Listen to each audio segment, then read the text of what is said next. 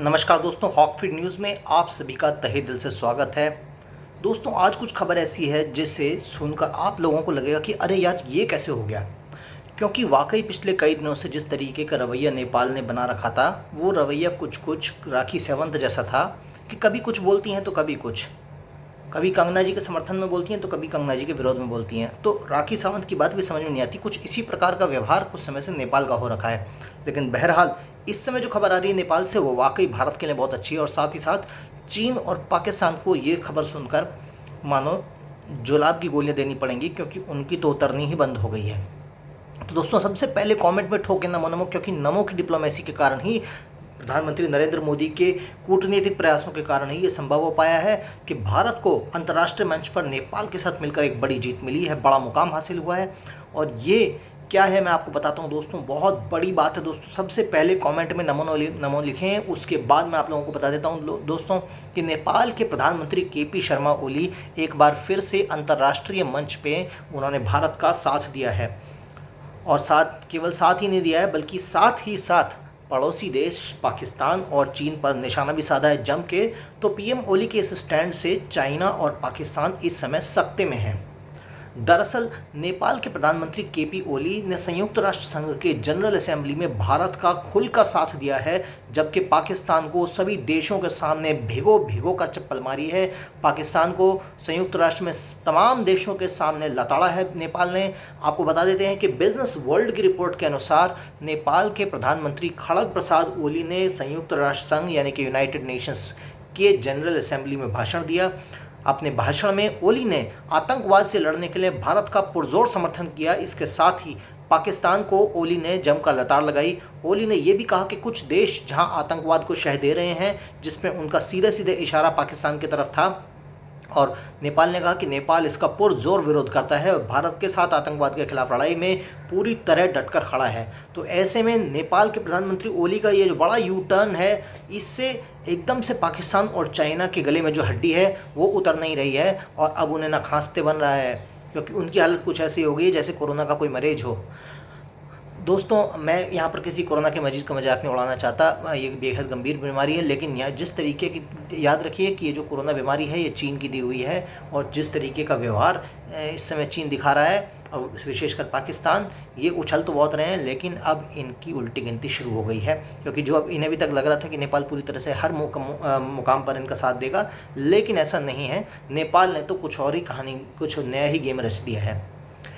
इसी के साथ भारत ने जनरल असेंबली में यूनाइटेड नेशंस की जो थी उसमें बैठक में पाकिस्तान के प्रधानमंत्री इमरान खान का बॉयकॉट किया।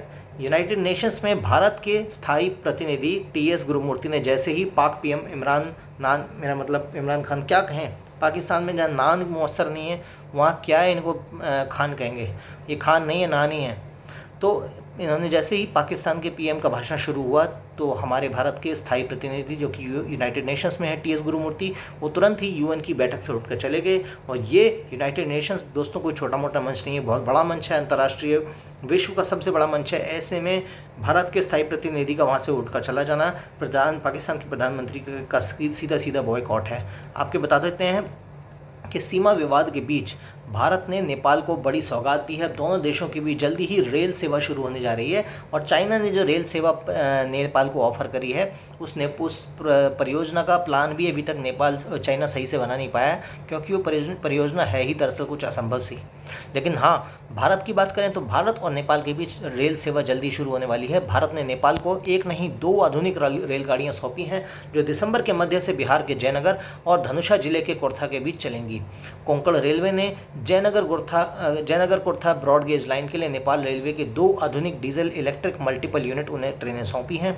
गौरतलब है, कुछ महीने पहले ही नेपाल की संसद ने भारतीय क्षेत्र को अपना बताकर नया नक्शा जारी किया था, जिसके बाद से बड़ा बखेड़ा हो गया था। नेपाल के इस कदम का भारत ने कड़ा विरोध दर्ज कराया है। आपको मालूम हो कि नेपाल कुछ दिनों से चीन की भाषा बोल रहा है और उसी की राह में चल भी रहा है। नेपाल ने लिपू लेक, काला पानी और लिम्पियो धारा को अपना इलाके का बताकर नया नक्शा जब जारी किया, जबकि ये क्षेत्र प्राचीन काल से भारत का अहम हिस्सा रहा है। ऐसे में नेपाल का अब ये बयान देना कि वो भारत के साथ आतंकवाद के खिलाफ युद्ध में पूरी तरह से खड़ा है, ऐसे में नेपाल की तरफ से बड़ा यू टर्न है। और एक अंतर्राष्ट्रीय कूटनीति की दिशा में एक बड़ा बदलाव है जो कि आने वाले समय में रंग दिखाएगा। बल्कि यहाँ ये कहना भी मुनासिब होगा कि इस बात में रंग दिखाने शुरू कर दिए हैं, क्योंकि यूनाइटेड नेशंस में इस बात का भारत को ज़बरदस्त समर्थन मिला है। इसी के साथ दोस्तों एक बड़ी खबर आ रही है पीओके से। ये पीओके के कार्यकर्ता मोहम्मद सज्जाद रजा, ये वहाँ के बहुत बड़े मानवाधिकार कार्यकर्ता हैं जो कि पाक अधिकृत कश्मीर के अंदर आता है।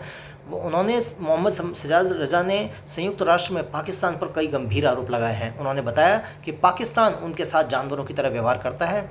पाकिस्तान द्वारा तथाकथित आज़ाद कश्मीर चुनाव अधिनियम 2020 लागू किए जाने के बाद से उनके राजनीतिक और नागरिक अधिकारों को भी उनसे छीन लिया है।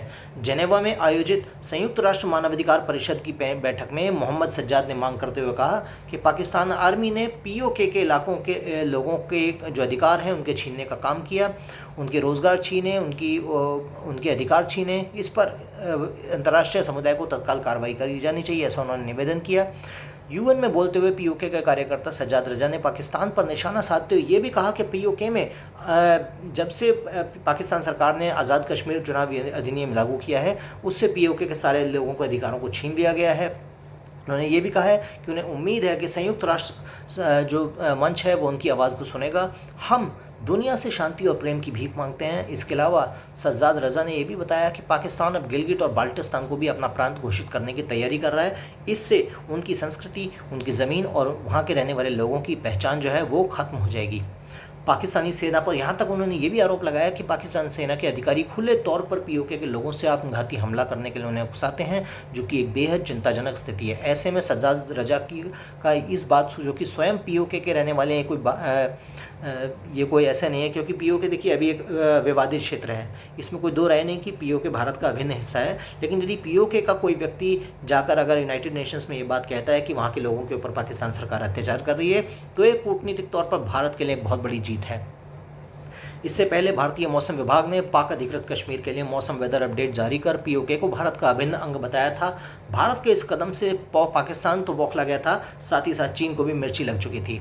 पाकिस्तान के कब्जे वाले कश्मीर के मीरपुर, मुजफ्फराबाद और गिलगिट के मौसम का हाल बताने वाली रिपोर्ट के देने के बाद भारत के कदम को पाकिस्तान ने अस्वीकार किया था। लेकिन आपके अस्वीकार और स्वीकार करने से क्या होगा साहब, पीओके हमारा था, हमारा है और हमारा रहेगा। और आप बात क्या कर रहे हैं, पीओके के लिए जान दे देंगे, याद है अमित शाह जी का डायलॉग। जी हाँ, तो बता दें कि सरकारी प्रसारणकर्ता दूरदर्शन तथा आकाशवाणी ने शुक्रवार से अपने प्राइम टाइम समाचार बुलेटिन में पीओके के इन क्षेत्रों के मौसम का हाल बताना शुरू कर दिया था। तब से पाकिस्तान की जो सत्ता है, उसके जो सत्ता की जो कुर्सियां हैं, उन कुर्सियों के नीचे जो गर्मी है कुछ ज़्यादा ही बढ़ गई है। पाकिस्तान की सरकार इस बात को पचा नहीं पा रही है। लेकिन हाँ, इस बात में कोई दो राय नहीं कि पीओके तो भारत का अभिन्न हिस्सा था ही, और हम इसे पूरी तरह से लेकर रहेंगे, और पाकिस्तान चाहे जो करे। दोस्तों, अगर आपको भी ये खबर पसंद आई हो तो सबसे पहले कमेंट में नमो नमो लिखें, और हमारे चैनल को यदि आपने सब्सक्राइब नहीं किया है तो अभी और इसी वक्त सब्सक्राइब करें। सब्सक्राइब करने के साथ ही बेल आइकन यानी कि छोटा सा घंटी का निशान है लाल रंग का, उसे दबाएं। उसे दबाते ही आप देशभक्ति की इस मुहिम से हमारे साथ जुड़ जाएंगे और देश से संबंधित हर खबर आप तक पहुंचेगी और आप जागरूक रहेंगे। दोस्तों, अभी के लिए बस इतना ही। जय हिंद, जय भारत, नमस्कार।